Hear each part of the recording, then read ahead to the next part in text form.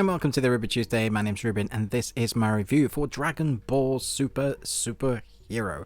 Let me know in the comments below, were you excited to go and watch this in the cinema? I believe it comes out on August the 19th, at least here in the UK and a few other states. Non-spoiler, but I will be kind of talking about my feelings, overall character, moments, what you can kind of expect should you be watching this at the cinema, those kind of points.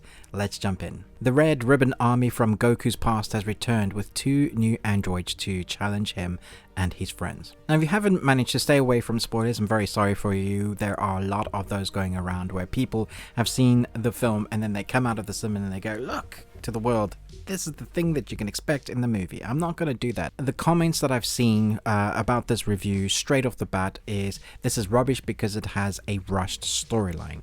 Now, that wasn't my perception from this movie, but I can understand why people would come out of the film and think that. I went with my 2 older teen sons and we came out and we had huge beaming smiles on our faces, and we are fans of Dragon Ball Z. I have been for many years, and they're mostly new. As you know, there's different generations that come in and start watching Dragon Ball or Dragon Ball Super, depending on which iteration you're watching or what generation you grew up in, and then you kind of get to go and watch all the stories in the background. So the last time I saw a Dragon Ball Z film was Brolly. I'm happy to say that it doesn't ignore everything that's come before. It is a new story, it doesn't condense an arc, but this time round we have an android issue. You remember the android issues with Cell and, you know, who was building those androids? That is like the history that comes into play with this film. It's a nice little way to give your bad guys background character without needing to give your bad guys background character. I think if you're coming into this film and you haven't seen the series, or you're just being tagged along with someone to watch this, then you're not going to feel as connected to those characters. You're not going to feel any turmoil or as much as they're trying to show you because of that history that has come before. So for us that have come into it going, yeah, we know what those characters are like, when there are moments with androids or certain characters that may come back, without doing spoilers, you're like, oh, cool, okay, so now I get how strong they are, or I get what that person's going to do. The script is a lot funnier than I thought as well within the dialogue. It kind of cements itself as the film opens. It gives us a kind of a 2D homage of what has happened before, and then we go into that CG. Now, personally, I didn't like the backgrounds of the CG at the beginning of the film. There was these trees, everything looked very wooden, very perfect. It needed more life into it, like scratches and tears and things that you see within animation. Sometimes 2D animation you get more in rather than the CG. Once we start getting into those character designs though and the action scenes, I thought it was very good. One of the reasons I think this is a must-see to watch at the cinema is the sound design and score.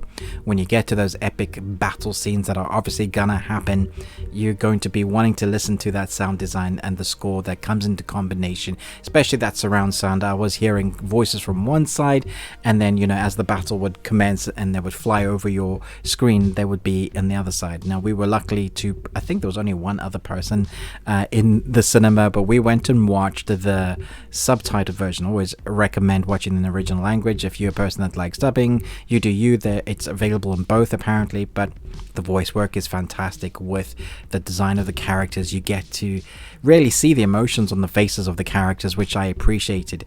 They spend a lot of time kind of building up the characters. You get that initial kind of burst of action scene. I love how Dragon Ball Z does that thing. You always wondered when you're watching Dragon Ball Z, I wonder if this will be the time I get to watch the fight, because sometimes the fight can take a season or 2 like just to power up. Thankfully, because it's contained story, I think that's what people are feeling like is rushed. The power-ups have to happen quickly, and there are moments in the story when they kind of show how they do that and kind of makes sense. Sometimes they're making stuff up for the movie, or there's lore that we haven't seen rather than made stuff up. There's lore that we haven't seen before that comes in to establish like this character can now do this because they've had this thing happen to them. There are a lot of funny moments to characters we haven't seen being utilized before. I did feel like in the Dragon Ball Z Super series that there were some characters just left on the wayside. I wanted to see them being used, and this feels more like a Piccolo and Gohan storyline rather than being a Vegeta and Goku storyline with Weiss and, you know, what's going on. We do get to see all those characters, but the majority of the story is on Earth, protecting Earth once again from an android thing that's gone wrong, obviously, and the Red Ribbon Army. One of my favorite storylines as well, with Cell and those, you know, originally. So it's so nice to see how they brought that kind of nostalgia back for the new. And when it comes down to the big action sequences, they really build it up. You feel the tension. There is enough tension there for you to be scared with your characters, but at the same time, you kind of know they're not really gonna write anybody off. That's not really what the series does, because even when people die, they'll be brought back to life with the, you know, with either getting themselves out of the next stage of their death, or there's a sensor being to kind of help them stay off death, or, you know, there's some sort of other ability, or there's the Dragon Balls themselves. That's not what this is about, but there's enough tension there for you to be worried about someone. So I was like invested in the characters when there were moments of something badly gone wrong, and you're like, oh no, how are they going to do that? They haven't leveled up or trained enough, and then the story would move it along a bit and going, that's how they're going to do it. I thought it was really fun. Altogether, well worth watching at the cinema. Heightened sense of action, very loud, need to watch it for the vibrancy and the color. I didn't mind the CG, the voice work was great. Everything was great. I didn't feel that rushed like some people were saying, and I do think that some characters were given time to this time round that we haven't been given time to for a while.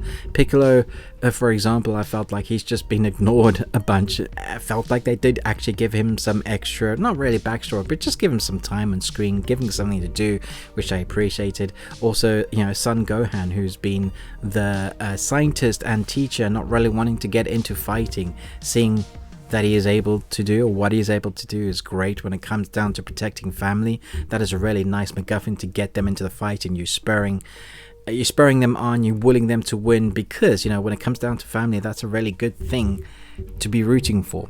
And there's a fine balance between the comedy dialogue here and then the tension that happens. So you'll get a bit of action, you get a slapstick moment, which is kind of true testament to Dragon Ball. I think it works well here. I think the person, or the people that created this, it's almost like a love letter to fans of Dragon Ball. They bring in all those characters we haven't seen for a while, and give us those action scenes we haven't seen. Just think about it as like a standalone movie that doesn't really further the plot or storyline of any major arcs, but you see where they can go. It kind of gives them a little padding of stuff that's happening. There's even a little bit of movement in the main arc of Goku and Vegeta. You know, the little bits that move it on that will be representative of what has happened before and what will be happening in subsequent series. But for the moment, this is like a little adventure of stuff that could have gone horribly wrong, and for the heroes on Earth to survive that. I had a ball with this. Huge fan of Dragon Ball.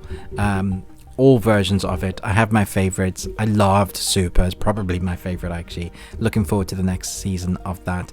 But for now, between Brolly, which I loved. If you didn't enjoy Brolly, you're probably not going to like this, because it does pretty much get into the action and stay there for a long time and try and keep the antics up and the action up. Not boring by any means. I'm a vampire. Kill me. Let me know your thoughts down below. Who's your favorite character? I particularly like kind of two new characters that were introduced into this movie, and I hope they continue to be around for a long time.